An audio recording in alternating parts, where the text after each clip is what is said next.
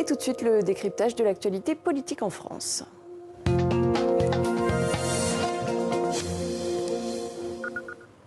Nous sommes ce soir avec Perrine Tarnot, directrice de l'information à Public Sénat. Bonsoir Perrine. Bonsoir Clémentine. Et Elisabeth Pinault, correspondante de Reuters à l'Élysée et à Matignon. Bonsoir Elisabeth. Bonsoir. Ravie de vous retrouver toutes les deux. Alors revenons d'abord sur la colère d'Haïti, Port-au-Prince, qui juge inacceptables les propos tenus cette semaine par Emmanuel Macron sur le récent limogeage de son Premier ministre. On va les entendre, ces propos. Ils ont été filmés en marge du G20 à Rio. On regarde et on commente juste après. Franchement, c'est les Haïtiens qui ont tué Haïti en laissant le narcotrafic. Et là, ce qu'ils ont fait, le Premier ministre était super. Il est défendu, ils l'ont viré. C'est terrible. C'est terrible. Et moi, je ne peux pas remplacer. Ils sont complètement cons. Ils n'auraient jamais dû le sortir. Le Premier ministre était formidable. Voilà, ils sont complètement cons. Moi, je ne peux pas remplacer. C'est ce que dit Emmanuel Macron dans cette vidéo. Perrine Tarnot, Emmanuel Macron, il est en roue libre. Visiblement, là, effectivement, il est en roue libre, je ne sais pas, mais il est sans filtre. Ça, c'est certain sur cette vidéo. Il s'adressait à un Haïtien, pardon, je vais y arriver, qui l'interpellait sur cette question-là. Évidemment, ce n'est pas au chef de l'État français de juger de la situation politique, démocratique à Haïti. Donc, c'est une bourde et une grosse bourde d'Emmanuel Macron. Après, sur le fond, ce qu'il dit, il parle de narcotrafic. C'est vrai que la situation telle qu'elle existe aujourd'hui en Haïti est très préoccupante. D'une part pour la République dominicaine voisine, mais également pour les Antilles françaises, parce que les clans qui existent à Haïti, vraiment, il y a beaucoup de violence, beaucoup de trafic de drogue, eh bien, ça s'exporte vers les Antilles françaises où certains clans arrivent, s'installent et importent de Haïti leurs méthodes, leur violence, le narcotrafic, etc. Donc évidemment, c'est une source d'inquiétude pour les autorités françaises.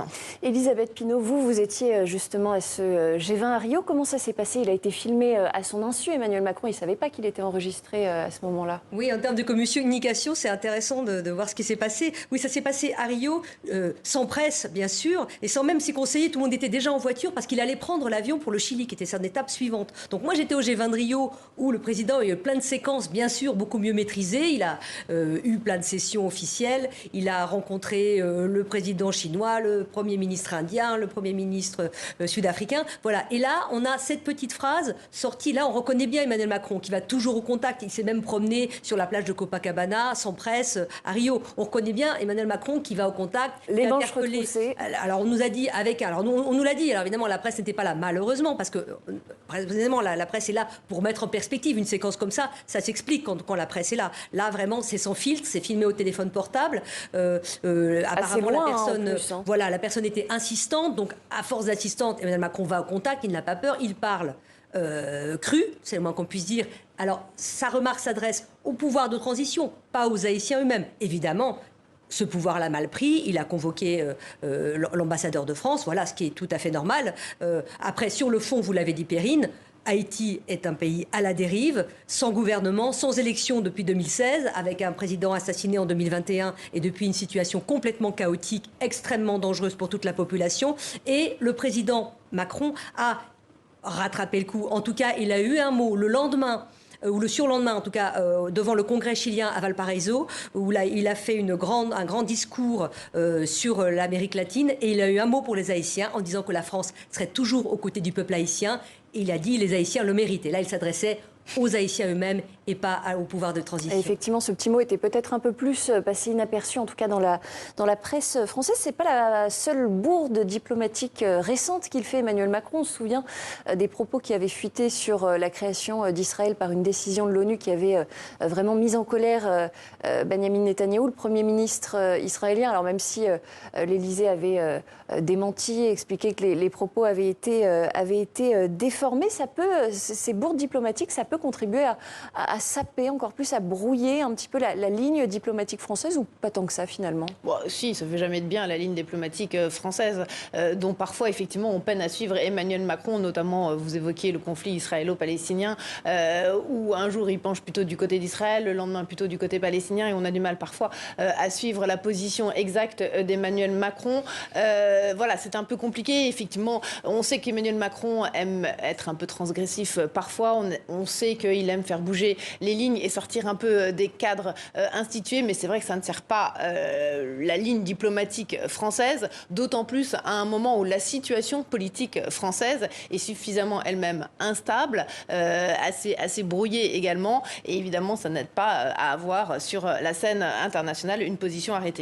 Alors justement, l'autre actualité politique qui provoque une grosse poussée de fièvre, cette fois au sein même de la classe politique française, eh bien, c'est cette proposition de loi faite par la France Insoumise de Jean-Luc Mélenchon d'abroger le délit d'apologie du terrorisme. Le parti a déposé donc une proposition de loi à l'Assemblée. La présidente du groupe LFI-NFP s'en est expliquée ce midi sur BFM TV. On l'écoute. Vous pouvez me lire le nom, le titre de la proposition de loi qui a été déposée par Hugo Bernalicis? La proposition de loi pour abroger le délit d'apologie du terrorisme. Alors, il faut lire jusqu'au bout. Enfin, je ne vais pas apprendre aux journalistes à faire une lecture jusqu'au bout. Il y a marqué abroger le délit d'apologie du terrorisme. Dans le code pénal, il y a marqué. Dans le code pénal. Oui. Oui, ça a son importance, Madame Latrousse, parce qu'il se trouve qu'avant 2014, avant la loi qui a mis dans le code pénal l'apologie du terrorisme, avant cela, c'était dans le droit de presse, comme c'est d'ailleurs le cas pour l'apologie de crimes de guerre. Et ce que nous dénonçons, c'est justement que ce soit dans le code pénal et non plus dans le droit de presse. Donc nous n'abrogeons pas le délit d'apologie du terrorisme, nous le remettons dans le droit de presse, comme c'est le cas pour l'apologie de crimes de guerre. Dans le code pénal, eh bien, je vais vous dire, parce que c'est instrumentalisé et dévoyé, comme ça a été le cas, vous l'avez dit, sur Jean-Paul Delesco, qui est secrétaire départemental CGT du Nord, condamné à 1 an de prison avec sursis pour un tract sur Gaza, comme ça a été le cas contre Rima Hassan, candidate aux européennes, comme ça a été le cas contre moi-même, présidente d'un groupe parlementaire d'opposition, ou encore, comme ça a été le cas pour l'Union juive pour la paix, qui elle aussi est poursuivie pour apologie du terrorisme. Voilà, alors les explications de Mathilde Panot ne nous aident pas forcément à y voir plus clair. Elisabeth Pinault, que veut précisément LFI? Qu'est-ce qu'ils veulent faire avec cette proposition de loi? Je ne sais pas si je vais dire les choses telles qu'ils le veulent, vu qu'ils visiblement, ils veulent qu'on soit tellement précis que ce n'est jamais comme ils le souhaitent. En tout cas, ce que je constate, c'est que c'est une fois de plus un coup de pied dans la fourmilière sur un sujet qui n'est absolument pas celui du moment, qui est le budget, qui est un gouvernement au bord de la censure, donc du changement. On est quand même dans une crise politique majeure. Et une fois de plus, on se rend compte que la France insoumise provoque une chicaille majeure sur un sujet quand même extrêmement sensible, le terrorisme. La France a eu des attentats sur son sol il n'y a pas si longtemps, c'est quand on encore extrêmement sensible.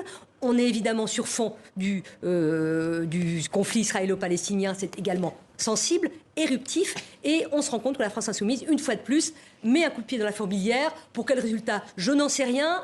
Ils sont évidemment pas suivis, ça provoque le scandale à droite, dans le camp macroniste, y compris à gauche, parce que le Parti socialiste est également interpellé. Donc voilà où on en est, c'est tout ce que je peux dire là-dessus. Ça a provoqué dans la classe politique des réactions absolument épidermiques. On a entendu parler d'une proposition ignoble, honteuse, etc. On a presque l'impression de revivre la séquence politique d'il y a 1 an, lorsque la France insoumise a refusé de qualifier les attaques du 7 octobre 2023 perpétrées par le Hamas en Israël d'attaques terroristes. Déjà, on est en mois de novembre. Donc le mois de novembre, c'est quand même le mois anniversaire des attentats de novembre 2015. Donc déjà, en termes de timing, ça pose vraiment question. On est également en plein procès Samuel Paty.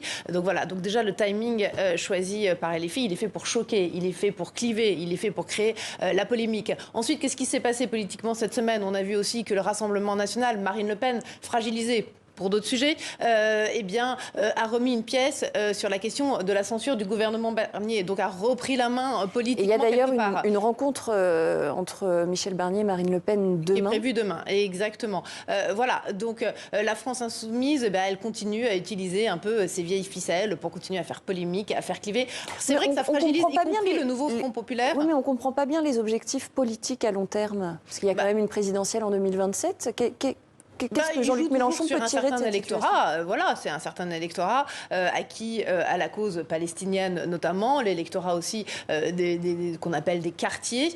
Voilà, donc c'est toujours un peu les mêmes ficelles que cherche à tirer la France insoumise. On rappelle aussi que Mathilde Panot elle-même avait été convoquée pour un tweet au lendemain du 7 octobre 2023, un tweet qui ne reconnaissait pas le côté terroriste de l'attaque du Hamas en Israël. Donc c'est sur ces points-là, en fait. C'est pour ça qu'il y a ces subtilités de langage telles qu'elle l'a évoqué dans l'extrait que vous venez de passer, entre effectivement le délit d'apologie du terrorisme dans le code pénal ou seulement dans le droit de la presse. Alors Perrine l'évoquait à l'instant, il y a effectivement cette menace d'une censure qui plane sur le Premier ministre Michel Barnier. Il rencontre, menace agitée par le Rassemblement national, il rencontre justement Marine Le Pen demain. Rencontre à haut risque, périlleuse, on l'imagine? Rencontre importante. Il se voit à 8h30 demain matin à Matignon. Alors Marine Le Pen est dans une situation particulière, puisqu'elle est menacée d'être d'inéligibilité dans le cadre du donc, procès des assistants parlementaires absolument. Et donc elle pourrait donc être empêchée. Ça, c'est une chose. Michel Barnier, de son côté, est en difficulté parce qu'il voit bien que le budget qu'il essaye de défendre ne passera sans doute pas sans 49.3. Et si on utilise ce 49.3, il y a possibilité ensuite d'une motion de censure qui pourrait être votée. Et ça dépend du Rassemblement national. Voilà la situation. Au début, à son arrivée en septembre, ça paraît il y a 3 siècles, Michel Barnier avait un soutien tacite du Rassemblement national qui a dit on ne le censure pas pour l'instant, on verra. Là, je pense que Marine Le Pen va peut-être demain demander des garanties pour les Français, pour le pouvoir d'achat des Français, dit-elle, pour empêcher la censure. Donc on peut peut-être s'attendre à un deal, enfin en tout cas des propositions de la part du gouvernement pour empêcher cette censure, peut-être sur des mesures de pouvoir d'achat. C'est vrai que Marine Le Pen, elle a été vexée que Laurent Wauquiez ait réussi à obtenir une concession de la part du gouvernement Barnier sur les petites retraites. Donc le Rassemblement national s'est dit du coup maltraité par le gouvernement. Et donc aujourd'hui, effectivement, Marine Le Pen use de cette corde de la censure potentielle pour essayer d'obtenir des gages, comme l'a dit effectivement à l'instant Elisabeth, pour le pouvoir d'achat des Français. Elle cherche aussi à avancer ses pions sur la proportionnelle. Donc il va y avoir un certain nombre de sujets demain sur la table à Matignon entre Marine Le Pen et Michel Barnier. Et on va voir si Michel Barnier lui accorde quelques petites billes.